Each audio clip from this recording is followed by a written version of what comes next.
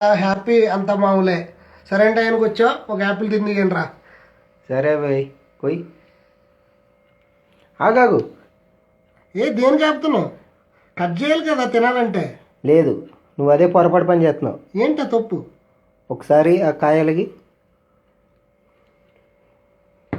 మన జనం దీన్ని చూసే మోసపోతున్నారు. ఒకసారి ఆ నైఫ్ తోటి దీని మీద స్క్రాచ్ చేయి. దీని మీద దాని మీద అవుతే ఏమైంది? దీని మీద స్క్రాచ్ చేయాలా?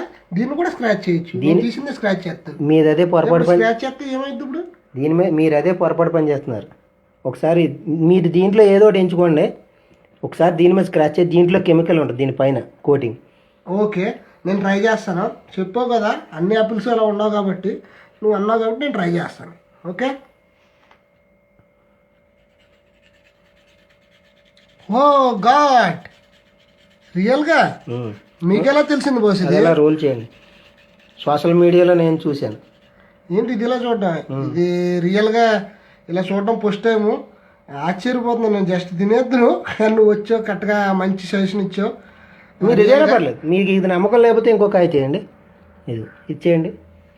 అలానే కాదు, ఇప్పుడు నా ఇంక దాని మీద డౌట్ అవుతే లేదు. చూసారా అది? రియల్గా నాకైతే ఆశ్చర్యం కలుగుతుంది. ఇది పైన ఈ ఫ్రూట్స్ పైన నీట్గా కనపడడానికి ఇది ఒక కోటింగ్. దీన్ని కెమికల్ లా ఉంది కదా,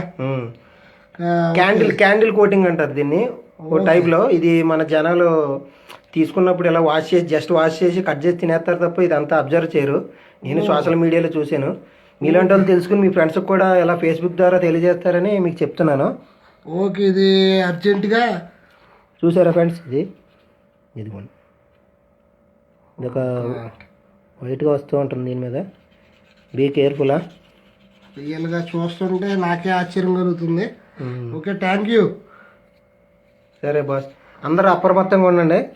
కంపల్సరీ ఇది నా ఫ్రెండ్స్ అందరికీ షేర్ చేస్తాను. సరే బాయ్. సరే అలాగే గురు. ఓకే, ఇది కంపల్సరీ